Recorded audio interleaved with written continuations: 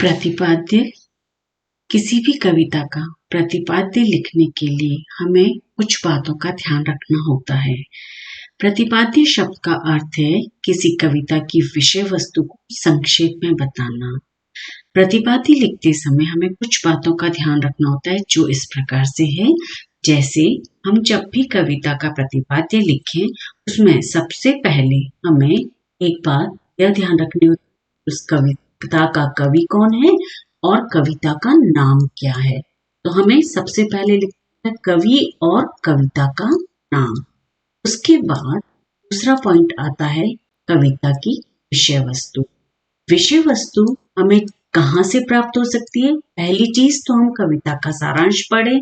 तो कविता का सारांश जब हमें समझ में आता है तो हमें यह पता चल जाता है कि कविता किस विषय को आधार बनाकर लिखी गई है।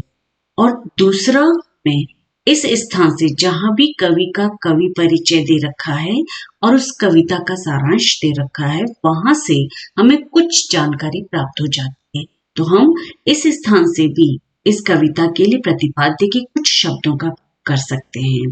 और तीसरा पॉइंट होता है कविता के प्रतिपाद्य के लिए कवि ने उस कविता के माध्यम से क्या संदेश दिया है, उसका क्या उद्देश्य रहा है, क्या प्रेरणा रही है, उसके द्वारा दी गई सीख क्या है इस कविता के अंतर्गत। इन सब बातों लिखते हुए हमें कविता का प्रतिपाद्य लिखना चाहिए। तो हम शुरू करते हैं कविता का प्रतिपाद्य घर की याद।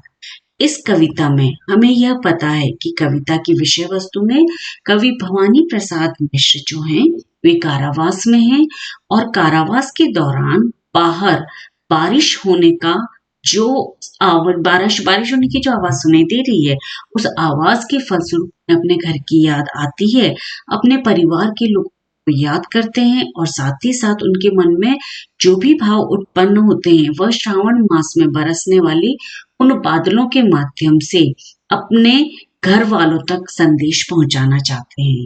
तो हम शुरू करते हैं घर की याद कविता का प्रतिपाद्य। इसे किस तरह लिखा जा सकता है?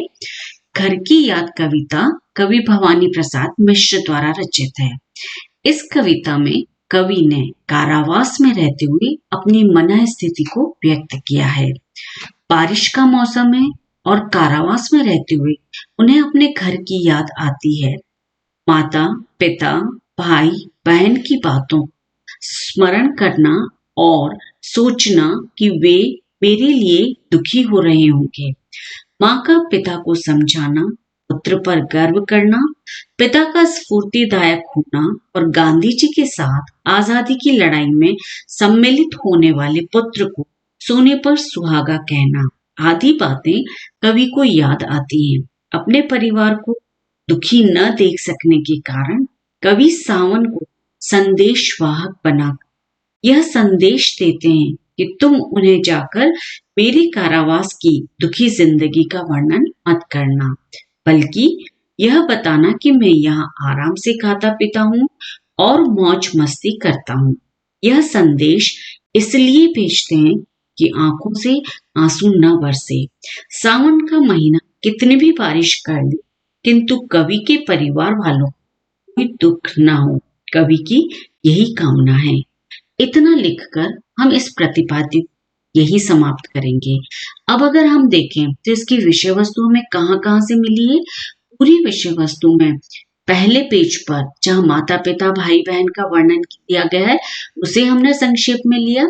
उसके बाद में हमने अब उस परिवार में जो भी दृश्य उनकी आंखों में निकल रहा होगा, बन रहा होगा, उसको इस पिक्चर के माध्यम से, इस चित्र के माध्यम से समझा जा सकता है।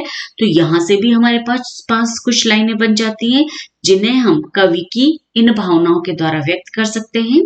और उसके बाद में यहाँ कवि ने इस पेज पर यह बताया है कि वह किस हालत में है और माता पिता ने क्या बातचीत की होगी। और उसके बाद लास्ट पेज पर वह अपने मन के भावों सावन के द्वारा माध्यम बनाकर उसको संदेशवाहक बनाकर व्यक्त करते हैं। तो कुल मिलाकर प्रतिपाद्य लिखने का तरीका एक ही है कि हम कविता का सारांश, कवि और कविता का नाम और कवि के द्वारा दी गई सीख या संदेश कविता के अंतर्गत लिखते हैं।